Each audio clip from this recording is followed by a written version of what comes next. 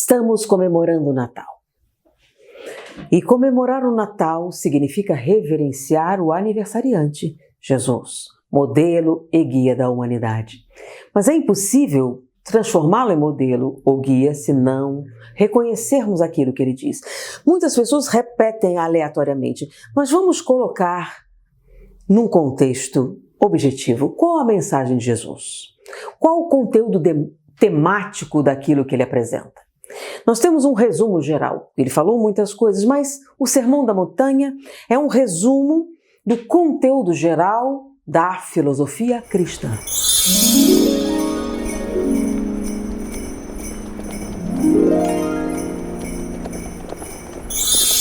Muitas pessoas, quando falam de filosofia cristã, não estão se referindo a Cristo. Estão se referindo a Paulo, que tinha suas peculiaridades, outras figuras religiosas, mas Jesus, exclusivamente Jesus, que seria assim o representante final da filosofia cristã. Então vamos pegar exclusivamente o Sermão da Montanha. Vamos pegar as partes e separar tematicamente. E vamos encontrar uma singularidade.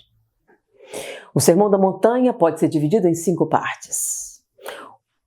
Primeira parte. São as referências do sermão a Deus. Deus é. Deus se assemelha. Ele fala sobre a divindade, fala sobre o Pai. Então, ele fala sobre que é Deus. Segunda parte. São as referências que ele faz ao reino dos céus. O reino de Deus se assemelha. O reino de Deus parece, onde ele faz referências ao reino, ao que acontece após a morte, ao reino, ao mundo espiritual. Terceira parte, quando ele fala sobre as bem-aventuranças, fala sobre valores morais, sobre o que se espera em termos comportamentais, bem-aventurados, então ele fala sobre as leis morais.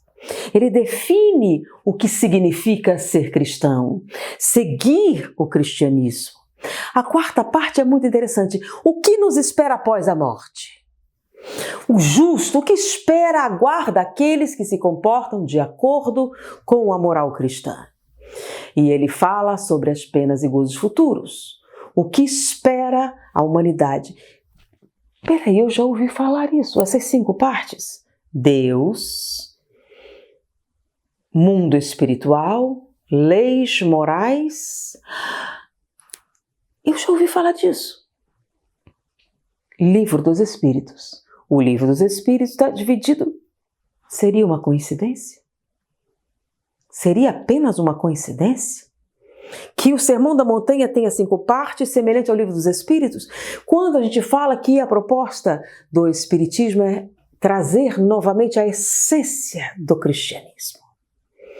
Sem adendos, objetivamente, raciocinando no significado real, a essência.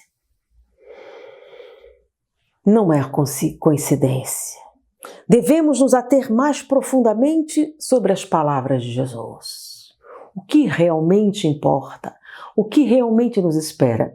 É uma brincadeira que eu faço do público falando sobre as últimas palavras de Jesus. E toda vez que eu pergunto, alguém fala, em suas mãos entrega o meu espírito.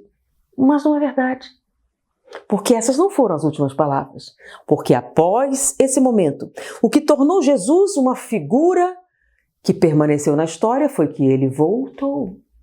Ele voltou aparentemente de um lugar que ninguém volta, a morte, e continuou falando. O que de tão importante alguém que volta da morte iria dizer? E quando eu faço a pergunta, muitos não se lembram. Não se lembram que após voltar da crucificação, Jesus falou à população. Ele fez um sermão. E no seu último sermão, que tem até um nome especial, ele faz várias recomendações. E as últimas palavras de Jesus, ele faz para a humanidade numa promessa: não vos deixarei órfãos. Eu voltarei. Eu estarei sempre entre vós. Então, ele promete que estaria conosco até o fim dos tempos. Isso não é uma coisa futura. Ele sempre esteve à nossa disposição. É isso que muitas pessoas não entendem. O que é necessário para que Deus nos ouça? Muitas vezes nós pedimos peças intercessórias. Reze por mim, reze por mim. Por que você não reza se nós ouvimos várias vezes que a sua prece seria ouvida? Porque nós não nos achamos bons o suficiente. Nós não acreditamos. Nós nos envergonhamos de quem somos e não temos coragem de pedir. Mas se humildemente você pedir ajuda ao Pai, que espera pacientemente que você se lembre dele, com certeza Ele lhe atenderá.